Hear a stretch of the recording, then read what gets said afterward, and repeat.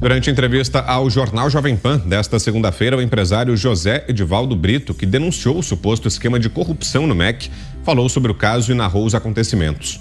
De acordo com ele, ao saber das acusações, o ex-ministro Milton Ribeiro quis tomar providências imediatas e pediu sua colaboração para isso em um encontro.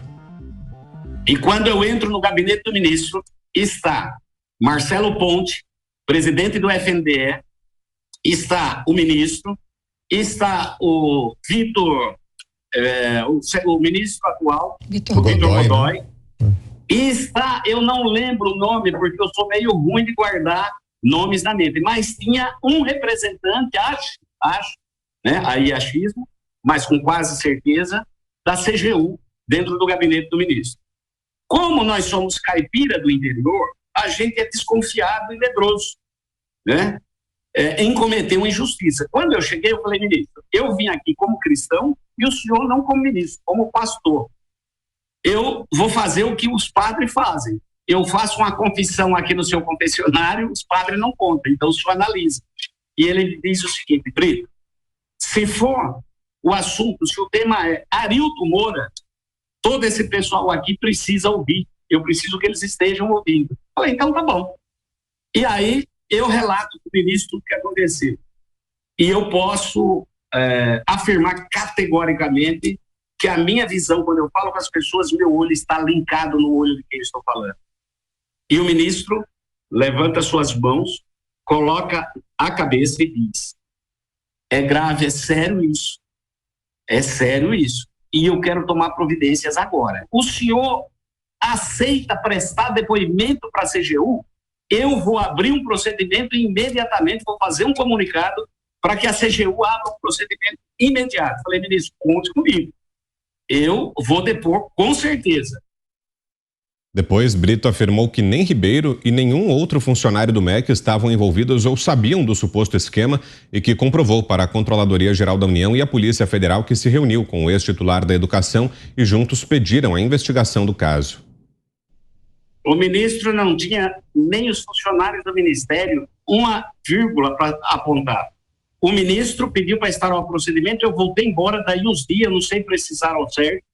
Eles me ligam, me mandam e-mail, mandam o link e eu presto o primeiro depoimento ainda no mês de setembro ou início de outubro, salvo engano. Só que nesse primeiro depoimento eu falei, mas naquele momento ninguém me pediu os documentos, nada, acho que eu também não me propus naquele momento, deixei desenrolar. Aí, num segundo momento, aí já esse ano, novamente eu presto outro depoimento e a CGU pede se eu apresentaria, se eu tinha nota. Como o empresário, meu amigo, que doou imediatamente as nossas doações, foi declaradas em imposto de renda, que a gente faz sempre, houve a declaração do imposto de renda, e a nota das passagens, como foi comprado as passagens, foi doação, eu tirei no meu nome, porque não dá para ficar, a gente procura agir na legalidade, eu tirei a nota e guardei e passei por e-mail para a CGU. Em nota, a defesa de Milton Ribeiro sustenta que nem ele, nem ninguém tinha o poder ou tem poder para favorecer pessoas, cidades ou estados dentro do Ministério da Educação. Os advogados reiteram a afirmação de que, assim que tomou conhecimento das denúncias, o próprio ex-ministro levou o caso à CGU e que as acusações que o levaram a uma prisão preventiva não indicam qualquer ação ou omissão de Ribeiro, apenas o depósito de valor que se refere à transação de um veículo. Mas destaque, a gente abre a edição desta terça-feira de Os Pingos nos Is. Vamos a Brasília. José Maria Trindade, suas impressões sobre essa entrevista que tivemos ontem à noite aqui na Jovem Pan. Salve, boa noite. É um caso grave que acabou reativando a CPI, né? Muito boa noite, meu caro Vitor. Boa noite, compadre Augusto. Muito boa noite, Ana, e um grande abraço à Fiuza, que nos acompanha aqui. Olha, esse assunto pesou e muito nos últimos dias aqui nos debates da política. E esta afirmação do José Edivaldo Brito casa exatamente com as informações que eu tenho aqui sobre todo esse processo. Bem antes desse desfecho final da Polícia Federal, nós já sabíamos que pastores acabaram se aproveitando da proximidade com o governo. Primeiro, a proximidade com o presidente Jair Bolsonaro e depois, em nome do presidente Jair Bolsonaro, ao ministro Milton Ribeiro, mas nenhuma benesse, nenhuma facilidade foi dada pelo governo a esses pastores ou a quem eles indicavam, ou seja, não houve o tal ato jurídico. Só que é o seguinte, corrupção só a promessa, só a proposta já é crime. E esses pastores, eles cometeram crime. E encontraram um ministro ainda, vamos dizer assim, um pouco inocente em política. Há muito se diz que ao político não é dado o direito de inocência, o direito de ser displicente, quando vê um grupo assim fortemente agindo no ministério. O ministro Milton Ribeiro, se fosse um ministro experiente, um político experiente, teria visto uma luz vermelha. Mas só depois das primeiras denúncias é que ele viu que a coisa estava feia, porque estavam sendo usados ele, os diretores do Fundeb e todos que achavam que realmente os pastores falavam em nome do governo, em nome do Ministério da Educação. A partir daí, dessa fala do empresário, Milton Ribeiro procurou o presidente Jair Bolsonaro, aliás, foi antes disso, procurou o presidente Jair Bolsonaro e disse: olha, pessoas próximas ao grupo político do presidente, os pastores eram, sim, ali tiravam foto, aquelas coisas, apoiadores, mas não falavam em nome do presidente Jair Bolsonaro e nem do ministro Milton Ribeiro. Então, são pessoas que se aproximam, né, e ficam por ali tirando fotografia, fazendo de conta que é amigo, que frequenta e por trás vende facilidades. É o tal venda de lotes na lua. O presidente Jair Bolsonaro, a partir daí, determinou ao ministro que procurasse a Controladoria Geral da União. Houve a investigação e depois o produto foi para a Polícia Federal. Foi a partir deste depoimento, que é narrado aí pelo José Brito, né, a partir desse depoimento é que a polícia acabou abrindo todo o processo e descobrindo que realmente esses pastores usaram de boa-fé de servidores públicos e venderam uma proximidade a ações do governo que não aconteceram. Não é possível liberar recursos do Ministério da Educação sem estar no orçamento, sem uma previsão de projeto. A coisa não é tão simples como pensaram eles, os pastores que conseguiriam, né?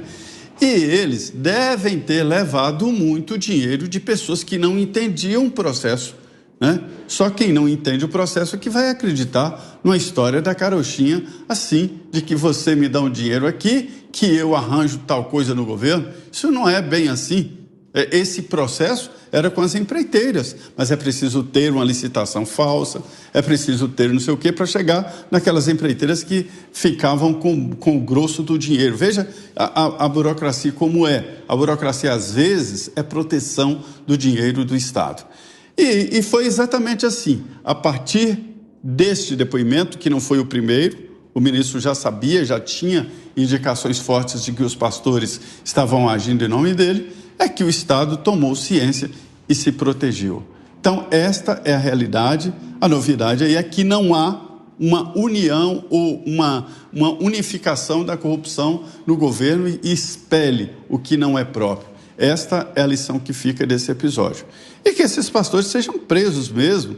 Não se pode usar a proximidade com políticos, a proximidade com ministros e presidente da República para dar golpes, né? Golpistas. Análise agora da Ana Paula Henkel. Continua essa semana com a gente aqui em São Paulo. Tudo bem, Ana? Boa noite. Boa noite, Brown. Muito bom estar aqui com vocês essa semana. Mais uma semana aqui com vocês. Boa noite, Zé. Boa noite, mestre Augusto Nunes. E boa noite à nossa audiência maravilhosa. Bom, transparência tem sido um ponto importante nessa administração, né? Suspeitou, investiga, suspeitou, afasta, confirmou qualquer esquema de corrupção, afasta permanentemente.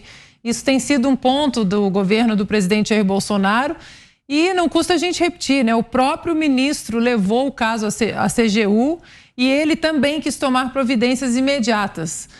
Obviamente que o consórcio, a velha imprensa, não vai colocar aí o que de fato aconteceu. Eu acredito muito também no que o Zé disse. Pode ter havido um pouco de inocência do ministro nesse sentido. Agora, é sabido que em Brasília todo mundo recebe todo mundo com propostas decentes e propostas indecentes. Isso não quer dizer que as propostas indecentes elas continuam seguindo aí o seu caminho de qualquer esquema de corrupção. O caso agora fica cada dia mais claro que ele foi usado exatamente para a abertura dessa CPI. A CPI, daqui a pouco vamos falar dela. Ela, em março, quando o áudio que continha a voz do ministro, ele foi divulgado para a imprensa, Randolfo Rodrigues tentou emplacar aí as assinaturas para a CPI, não conseguiu. Agora, com a prisão do ministro, uma prisão também aí de sopetão, né, para não dizer outra coisa, o caso foi usado como palanque para que essas assinaturas foram colhidas, para que a CPI acontecesse, para que a CPI agora seja usada também como palanque político e eles continuem criticando o governo até as eleições. Fica cada dia mais claro que é essa a intenção disso tudo. E a opinião agora é de Augusto Nunes. Boa noite, Augusto. Boa noite, grande Vitor, minha querida parceira Ana Paula. Fique mais. Boa noite, compadre Zé, também meu irmão Fiuza. E boa noite a você que nos acompanha. Nós vamos discutir daqui a pouco, né? Vamos entrar na CPI e na reação do Supremo. Exato. Então eu fico por aqui só. O PT, ele realmente, vou usar essa imagem aí tão gasta já, mas ele mede os outros pela régua dele, PT.